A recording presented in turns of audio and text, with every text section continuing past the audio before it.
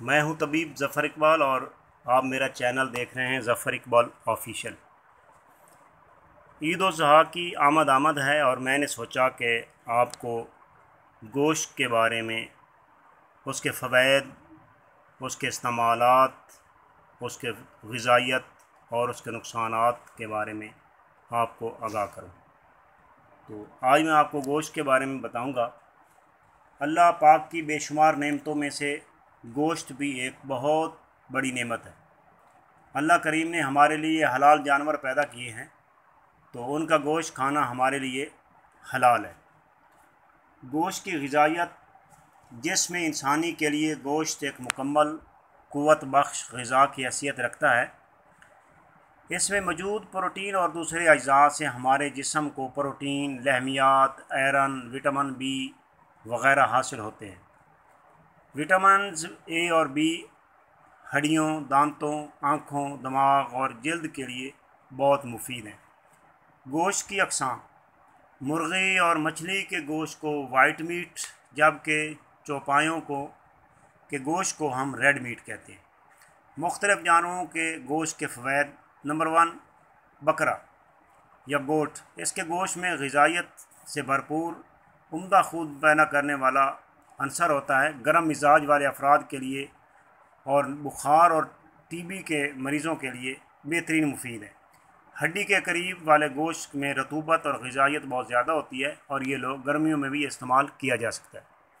Camel यानी ऊँट का गोश्त ज़ायके में नमकीन, ज़्यादा शकील यानी देर से हज़म होने वाला, आँखों की रोशनी तेज़ करता है, जोड़ों के दर्द को रोकता है, कूल्हे के दर्द को रोकता है।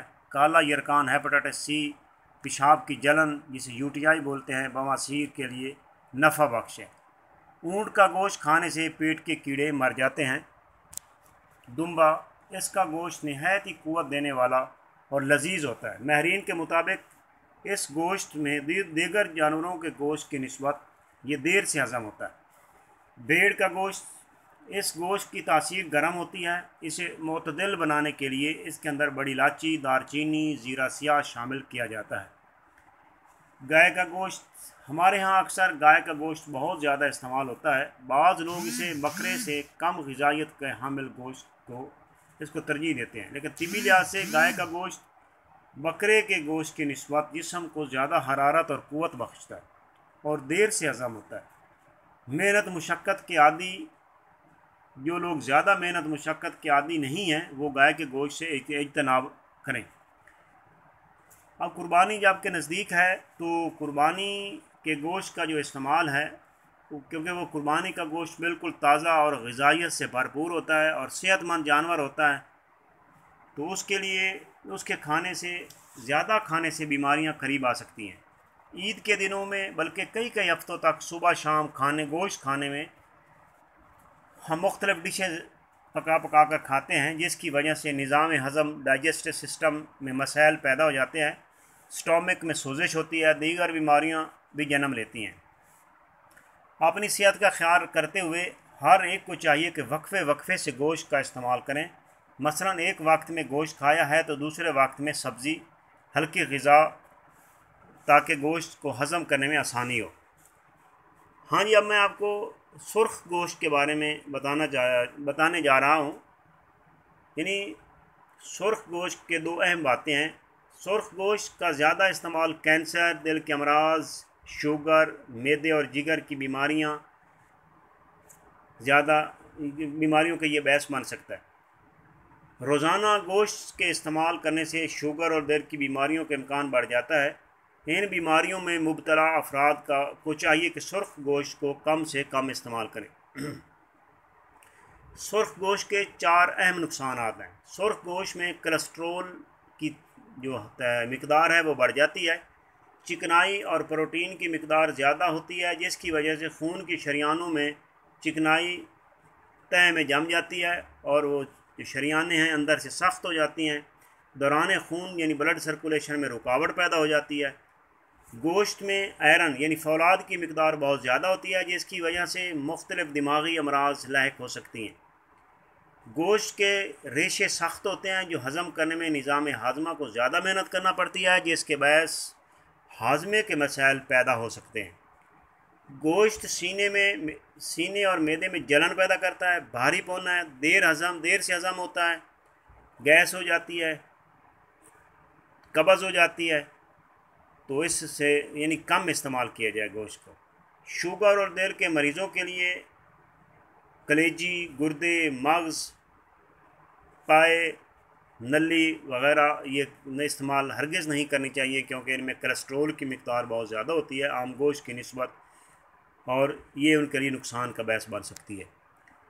गोश्त के शौकीन के लिए माहिरीन का कहना है कि जो ग़िज़ायत गोश्त खाने से मिलती है वो मछली, अंडे, खुश्क मेवाजात खाने से भी हासिल हो सकती है। जो अफराद गोश्त के ज़्यादा शौकीन हैं वो गोश्त के अलावा इन चीज़ों से भी अपनी प्रोटीन हासिल कर सकते हैं, क्योंकि कसरत गोश्त खाना मुख्तलिफ़ बीमारियों को दावत देने के मुतरादिफ़ है। तो आप गोश्त की बजाय इन जो खुश्क मेवाजात हैं इनसे भी प्रोटीन हासिल कर सकते हैं। गोश्त के मुज़र असरात कैसे दूर किए जाएं? जब भी गोश्त को पकाया जाए तो इनके अंदर सब्ज़ियों को मिक्स किया जाए, ताकि इनकी अफादियत में भी इजाफ़ा हो जाए और मुज़र असरात जो हैं वो भी दूर हो जाएंगे। और उसको कढ़ाई या खुश्क ना पकाया जाए, उसको तेज़ मसाला जात उसके अंदर न डाले जाएं, बल्कि शोरबे के साथ पकाया जाए, जो जल्द हज़म हो जाएगा और मैदे की ख़राबी का बायस भी नहीं बनेगा। हाँ, सवाल ये पैदा होता है कि हम गोश्त कितना खा सकते हैं या कितना खाएं।